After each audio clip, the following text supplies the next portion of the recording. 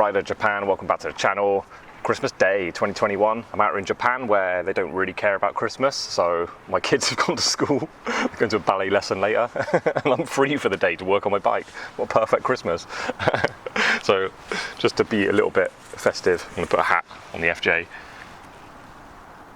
There you go. Right, that's that sorted. Today, extra special day for me, as well as being Christmas. It's I'm going to start this up and get it going for the first time. There's no fuel in it, so like I said in my previous video, I'm going to take fuel out of the R1, which is right here.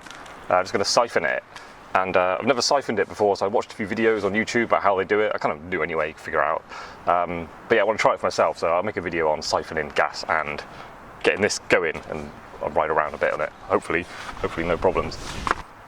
Wait, a stray cat. Always comes out to see me when I'm working on my bike. My daughter named it Candy. Are you going to get in my car? Okay. Alright, I'll just let it do his thing. Right, so let's take this tank off. And by the way, this channel, I'm not trying to teach nothing, I'm just showing you what I'm doing to my bike. So if you've got better ways of doing stuff that I'm doing, please let me know. I'm up for learning.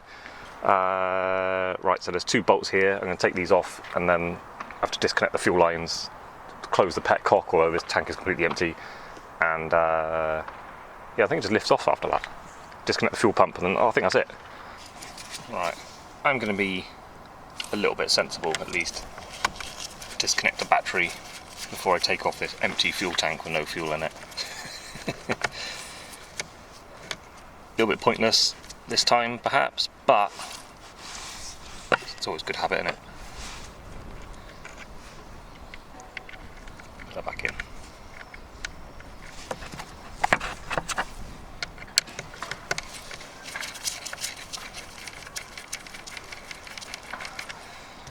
Okay, right.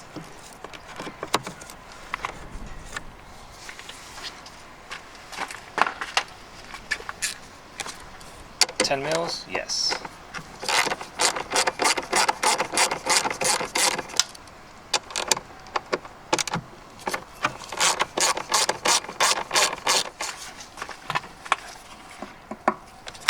Fuel pump. Oh, it's already disconnected. I pulled off that. Nothing really come out of it. It's disconnected. This should just lift off now. There you go.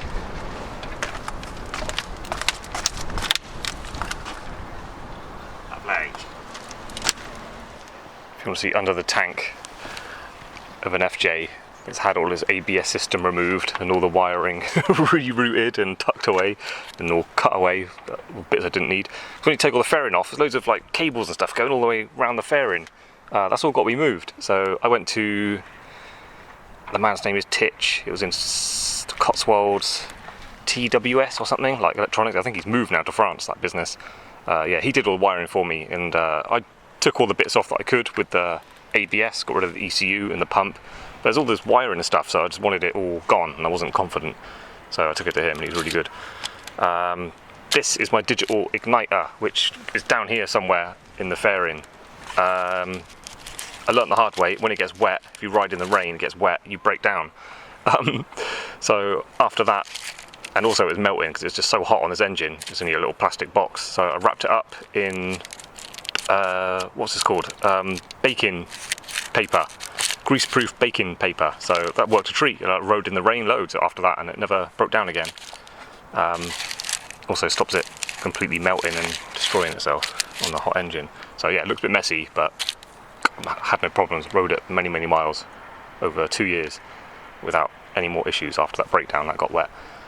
But yeah, wow, just needs a bit of love and care. Very oily around here. New gasket. I mean, I'm just going to do everything to this bike. I'll clean it up, new plugs, new leads, whatever, just as I work on it, just things I find like this is all just filthy, just going to clean it all up, and whatever I find needs doing, I'll just do it. What I'm noticing, the difference now, having it again in Japan, working on it, I feel very calm. Like before, it was like my daily rider. So every time I worked on it, it had to be put back together and fixed and ready to go before the end of the day, before it got dark, because I was always outside. because I needed it to go to work next day. So there's sort of a kind of anxiety of working hard and getting things done and not making mistakes. Don't have that now. If I balls it up and I need to order a part, it's going to take a month to arrive. It's a bit of a shame, but it's not actually a problem for me.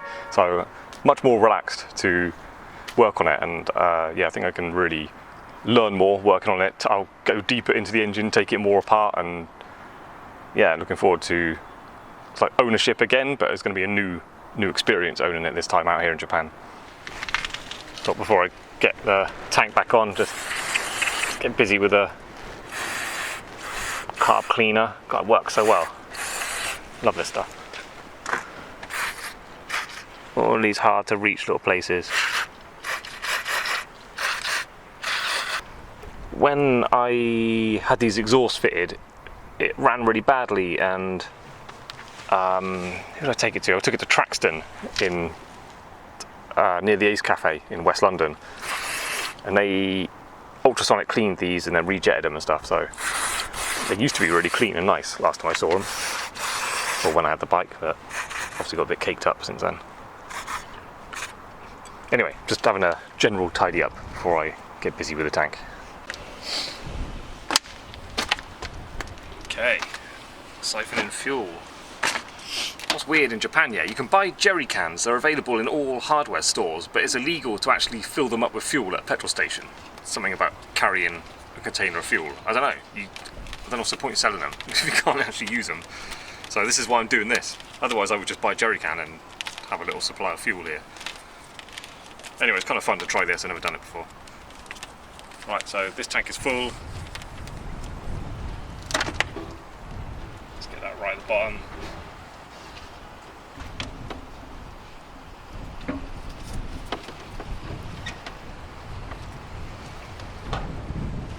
Wow, pulls up easy.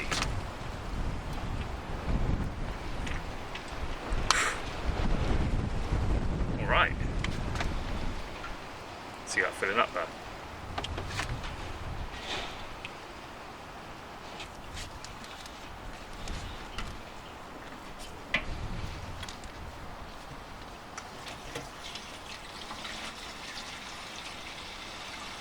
Okay, here we go.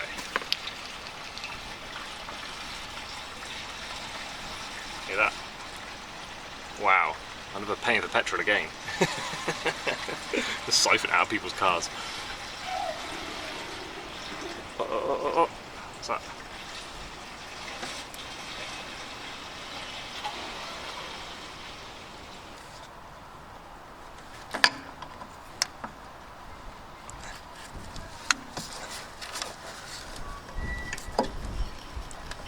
Oh my god, I just did that.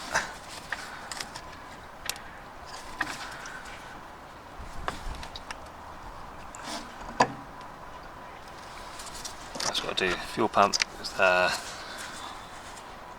Oh yeah, petcock. Let's turn that on. Turn that petcock on and have a look, see if it's leaking. Oh, it's a bit juicy around there. New petcock. Okay, looks good.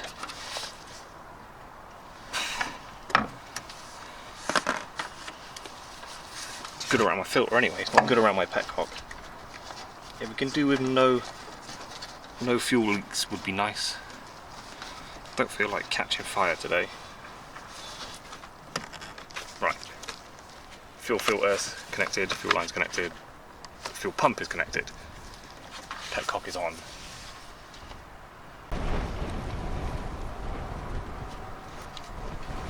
Connected the battery, ran the fuel pump, just having a double check.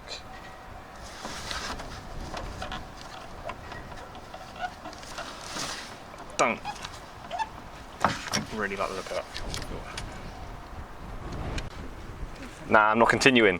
Right, the petcock is leaking a little bit, but the fuel filter is leaking a lot. I'm excited to start it up and ride it around because it's been so long, but that's something I'm quite worried about because obviously I don't want fuel dripping everywhere with the engine running. yeah, so I'm going to leave it there. I need to buy a new fuel filter, and I'm going to buy some new fuel line as well, because it'd just be so much easier to work on this bike with a little bit longer, just that much longer, and I'll be able to lift the tank up a little bit more and put it on properly. It's so short, and it was clipped on there so tight, it sort of bent the end of the fuel filter. I think the fuel filter might actually be cracked or something, I don't know. It's dripping quite a lot, so don't want to start it up with fuel connected. So that's it for this video. So Christmas Day was overhyped disappointment, as always, for a different reason for me this year. So yeah, I'm not going to risk starting it up, so I will order a fuel filter and I get some longer fuel line, because that's going to help me out just working on the bike. I want it a bit longer, and yeah, I'll be back with the fitting a fuel filter video. Thanks for watching.